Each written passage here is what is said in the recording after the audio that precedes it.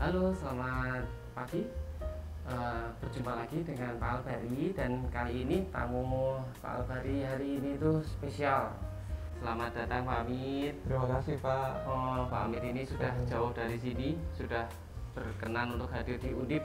Itu sebagai suatu kehormatan bagi kami, Pak. Kita nanti akan berbicara tentang salah satu makhluk hidup yang langka, hiu paus. Ya. Ini langka sekali nih Pak. Hiu paus itu apakah yang hiu yang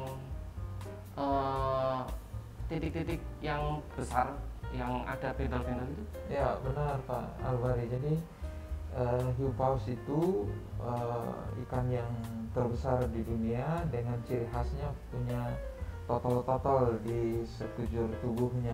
Jadi dengan totol-totol itu juga bisa dijadikan sebagai indikator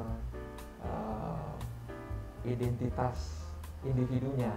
Jadi seperti sidik jari manusia. Oh, yang bentol-bentol itu ya. Putih Ya. kan bentol-bentolnya? Ya, Seperti ini kan?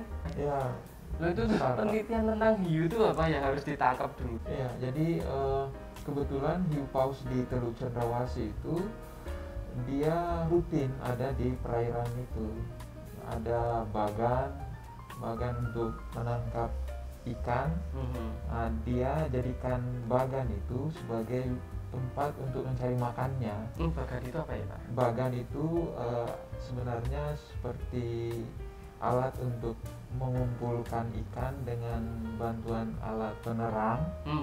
Nah, ikan-ikan yang fototaksis positif itu yang tertarik pada cahaya. Nah, itu akan mendekati cahaya itu dan mengumpul di situ. Di bagan itu kemudian ada jaring-jaringnya diangkat untuk ditangkap ikan-ikan. Dan ikan hasil tangkapan nelayan bagan ini menjadi daya tarik bagi hiu paus untuk mendekati bagan itu. Itulah di situ kemudian kami peneliti pergi ke lokasi itu mengambil secuil jaringan dari hiu paus itu untuk analisis genetik di laboratorium. Ngambil jaringannya berarti mendekati hiu? Iya, mendekati hiu. Nggak bahaya itu Pak? Kebetulan hiu ini sangat jinak, sangat jinak. Nah, karena jinaknya itu sebenarnya secara kelestarian mengancam hiu pausnya. Mudah ditangkap, Mudah didekati, dan nanti akan merubah perilaku si hiu itu. Nah, jadi makanya pemerintah diinisiasi oleh NGO itu membuat kode of conduct, berinteraksi dengan hiu paus sekian jaraknya. Beranaknya gimana Pak siklus? Dia seperti ovovivipar atau gabungan antara bertelur dengan beranak. Sampai saat ini kami sudah mengidentifikasi ada 180 hiu paus yang pernah ke Teluk Cendrawasih. Hiu yang biasa dikonsumsi orang Jepang itu bukan hiu paus itu Pak? Iya, harusnya tidak bisa dikonsumsi karena kan sudah ada ada aturan, ada undang-undang dan seterusnya. Dan kalaupun mungkin ada dulu mungkin, tapi sekarang itu tidak. Mereka memang kalau sepengetahuannya saya banyak yang memanfaatkan siripnya, terutama yang sirip dibilang hiu itu. Iya, Itu apakah memang dipotong kemudian terus hiunya dibiarkan atau memang hiunya ditangkap?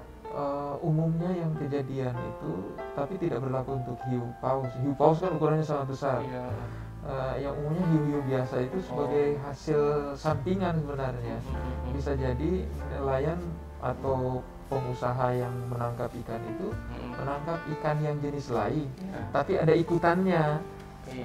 Kemudian itu dipotong ininya, baru dibuang dagingnya, hanya diambil siripnya saja. Masing-masing daerah beda. Kayak di Papua itu dibilangnya Gurano Bintang. Bintangnya itu mungkin karena totol-totol. Gurano Bintang. Jadi masyarakat lokal itu dulu punya kearifan lokal yang membuat hiu itu seperti aman, karena menganggap setiap kemunculannya mungkin akan ada bahaya. Jadi itu dihindari, tapi sebenarnya akhirnya seperti perlindungan. Gitu. Jadi kalau secara genetik itu melihat keragaman genetik yang rendah itu kan berdampak pada kemampuan adaptasi organisme laut itu. Jadi kalau seandainya ada perubahan iklim seperti saat ini, kalau seandainya organisme hiu paus itu misalnya terpengaruh, misalnya dengan perubahan iklim dia mudah sakit, otomatis bukan hanya satu individu yang kena, itu akan kena semua karena mereka kan seperti satu. Deteksinya itu lebih mudah ya. Dan itu sangat berbahaya. Kan contoh kasus pandemi saat ini dengan keanekaragaman genetik yang manusia punyai, ada yang kena sakit, ada yang OTG, ada yang sakitnya cepat sembuh, ada yang parah. Nah, karena keanekaragaman itu membuat